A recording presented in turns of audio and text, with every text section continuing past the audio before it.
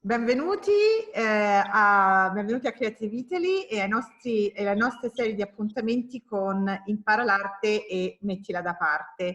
Oggi abbiamo il piacere di avere con noi un artista del vetro. Dovete sapere che appunto l'Italia è unica al mondo per la lavorazione del vetro e Murano ne è l'eccellenza.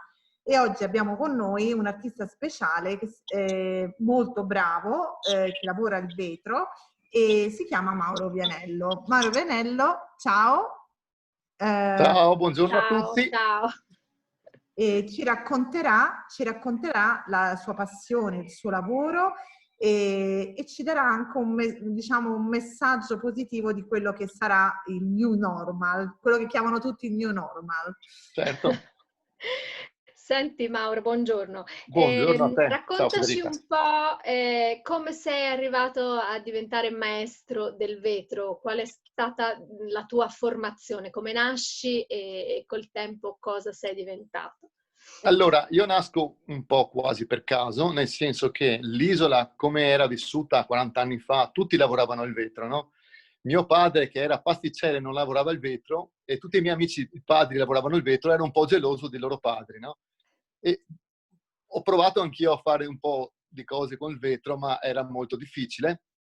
Dopo ho provato da solo, dopo ho incominciato a trovare una persona che mi ha dato i primi rudimenti e lì è stato lo spunto. Sto parlando dell'età di 17-18 anni. Lui mi ha dato i primi rudimenti, poi mi ha detto, bene, puoi fare quello che vuoi, ma in realtà non potevo fare quello che volevo, però mi aveva dato una buona pratica, un buon inizio. E lì ho iniziato piano piano. L'esperienza è stata una buona carota e una buona anche carota è stata praticamente che io cerco di fare le cose al meglio dei modi. Cerco, perché si deve cercare. E cercando di migliorare sempre quello che facevo e sono arrivato praticamente... Gli altri mi chiamano maestro, ma io mi reputo un artigiano che fa bene il proprio lavoro. Sì. Bene. Senti, e tu hai scelto di aprire il tuo laboratorio, la tua bottega a Venezia, quando poi sappiamo che invece in tutto il mondo le botteghe, appunto il punto di lavorazione del vetro è Murano. Perché questa scelta? Sì, ripeto, tutta la mia scelta è basata su quello che era la mia famiglia. Ripeto, la mia famiglia non lavorava il vetro, mio padre non lavorava il vetro, mio nonno lavorava il vetro, ma mio nonno è morto molto, molto presto, dunque non mi ha lasciato niente da proseguire. E mio padre, lavorando a Venezia, facendo il pasticcere, non lavorava nell'ambito del vetro, era difficile per me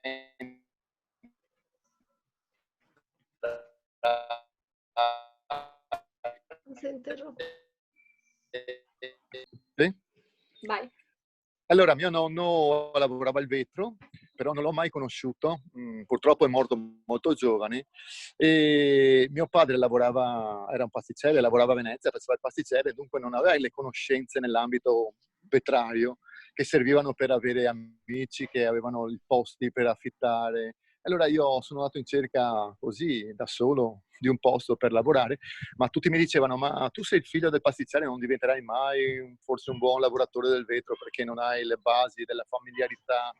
E mi dicevano, non ti possiamo dare un posto qui perché magari è un po' sprecato, poi i posti erano, sai, la comunità era molto chiusa.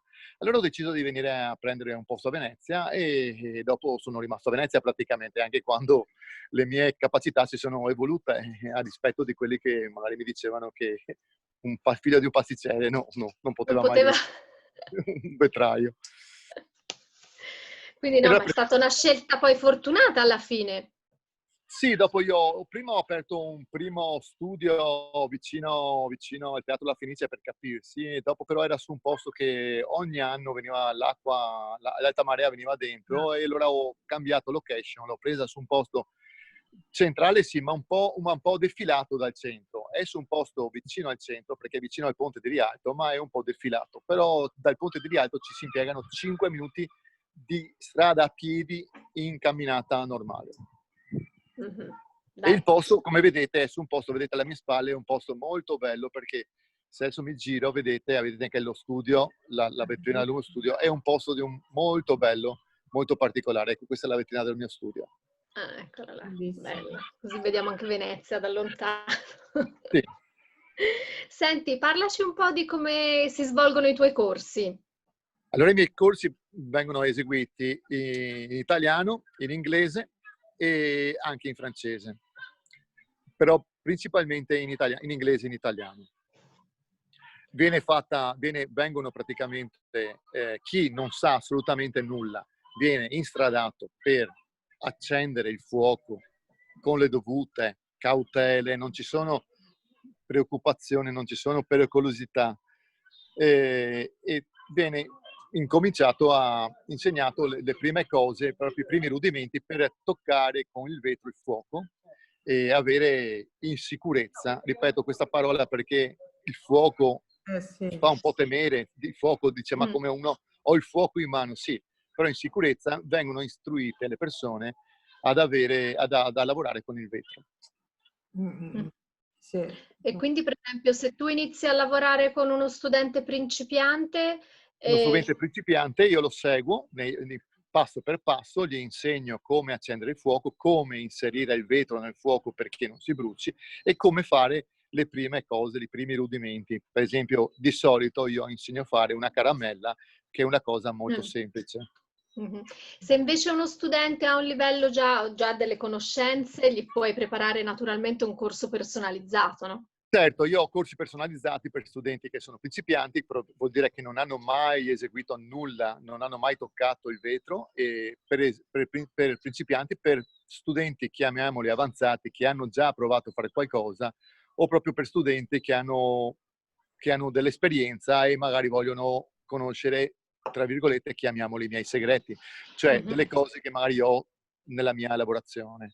E io gli spiego perché non sono segreti in realtà, sono solamente tecniche particolari per avere particolari colorazioni, particolari forme.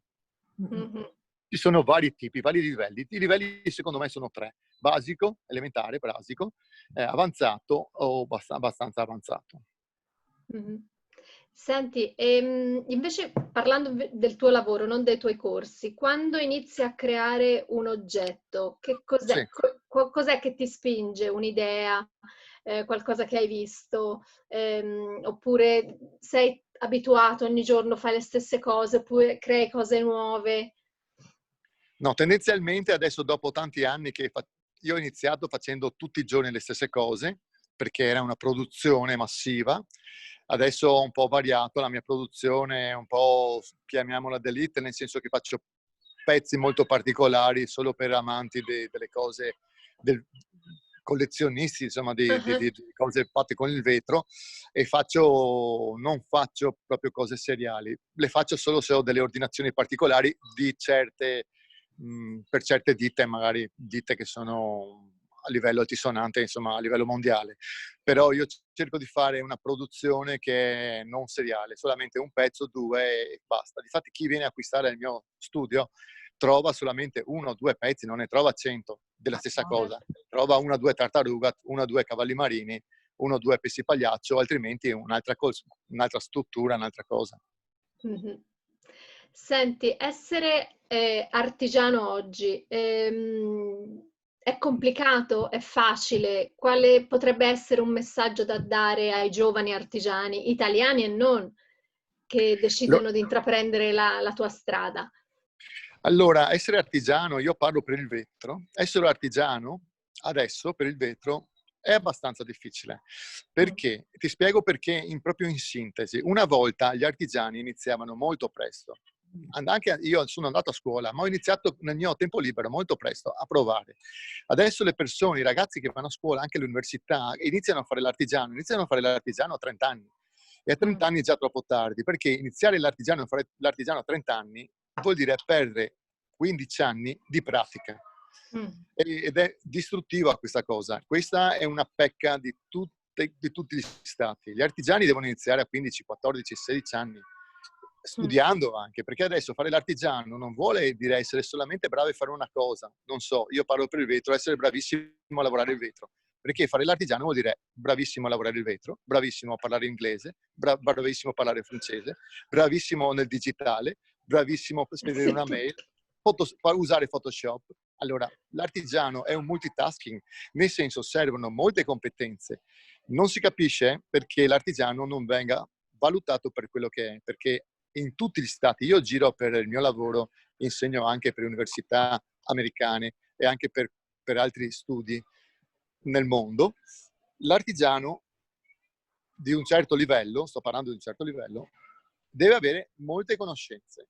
E adesso chi vuole fare solo l'artigiano, solo lavorare il vetro, purtroppo, per la mia o quello che è la mia esperienza o per quello che può essere il mio consiglio, è molto riduttivo. Non può essere che uno può iniziare solo perché è bravissimo a lavorare il vetro. Deve avere anche molte altre competenze. Quindi un messaggio che tu daresti è: Il artigiano messaggio è... sì, ma anche tante altre conoscenze che accompagnano il lavoro, che affiancano appunto Sì, il conoscenze messaggio purtroppo è tecniche. sia per le persone che vogliono fare l'artigiano, che devono avere altre competenze anche, cioè un artigiano deve avere anche competenze anche non solo di quello che vuole fare. Io parlo per il vetro, ma per esempio un falegname deve avere anche deve fare il falegname, lo fa a livello locale, va bene, ma se dopo uno vuole fare un tavolo e venderlo a una persona straniera, deve sapere anche l'inglese, anche scritto. Dunque già fare solamente l'artigiano e non sapere l'inglese è un po' riduttivo, perché adesso con questa vendita globale un artigiano può vendere anche per esempio in America una cosa fatta bene. Certo, Sto parlando sempre di cose di qualità, non cose di basso livello. Però questo è, dopo c'è una pecca anche, questa è una mia posizione da parte degli stati, non solo l'Italia, tutti gli stati a livello mondiale, che dicono che l'artigiano è solo quello che fa una cosa con le mani e basta. Certo. No, sono d'accordo che poi appunto anche i ragazzi giovani invece di stare davanti sempre allo schermo potrebbero anche trovare un'ispirazione nel fare qualcosa, di imparare qualcosa con le mani, perché secondo me i ragazzi d'oggi non sanno nemmeno attaccare un chiodo al muro. No. No, sì, ma è vero questa cosa. Comunque io raccomando un libro, non è una raccomandazione per quello che è scritto al libro, che nemmeno lo conosco, io l'ho letto anche più di una volta, Richard Sennett, The Craftsman. E questo è un buon libro, secondo me. Pronto? Sì, ci siamo. Sì. Questo secondo me è un buon libro da leggere, perché lui parla, lui era una persona che faceva un lavoro da fare praticamente l'artigiano, ma aveva anche altre competenze. È un buon libro da leggere. Ottimo io l'ho letto consiglio. 2 volte proprio perché ero curioso di apprendere bene questo libro e lo consiglio a molte persone. Ottimo consiglio ai nostri giovani artigiani. Comunque è molto interessante quello che hai detto, che bisognerebbe iniziare molto, molto giovani, non a 30 anni e non... No. È vero. Per qualsiasi attività artigianale, insomma, questo è il mio pensiero, perché io ho iniziato presto, io sono andato a scuola, io non sono solamente un artigiano, io ho un diploma di analista contabile. Però nel tempo libero sono andato anche a provare perché volevo fare questo lavoro, perché ero curioso, perché mi piaceva il fuoco, perché come tutti i ragazzi magari il fuoco è una cosa pericolosa, ma però iniziare molto presto vuol dire raggiungere un livello di esperienza prima che iniziando a 35-30 anni. Certo. No, è vero, hai ragione. Sono d'accordo. E Mauro, grazie perché sai appunto, ecco, questi messaggi secondo me sono molto importanti per anche le future generazioni che viaggiano e quindi possono pure viaggiare e imparare a conoscere gli antichi mestieri che non si devono assolutamente, guardate che bello questa è la mia vetrina, mi sono girato apposta. Potete vedere la vetrina di Mauro con tutte le sue creazioni. Bello. Sì. E quindi insomma è importante cominciare prima, è importante, si può benissimo studiare e praticare, anzi secondo me è una cosa che bisogna fare adesso, sì, certamente. Pandemia, che siamo stati chiusi e siamo saturi del virtuale, io non ce la faccio più del virtuale, sinceramente tutti parlano di eventi, di esperienze virtuali, io ho detto basta, non voglio più vedere un computer, non ce la faccio più. No, venite a provare un'esperienza fisica di lavorazione del vetro e vedete che è un'altra cosa. Assolutamente, sono d'accordo con te, Mauro. E vi ringraziamo, vi invitiamo a voi, pubblico che ci seguite, di Impara l'arte e mettila da parte, di fare personalmente di queste esperienze e capire cosa vuol dire saper usare le mani e creare qualcosa da niente. Vi ringraziamo e vi auguriamo una bellissima giornata. A presto. Ciao, grazie grazie a te, Mauro. grazie. Ciao Laura, ciao Federica, ciao. Ciao.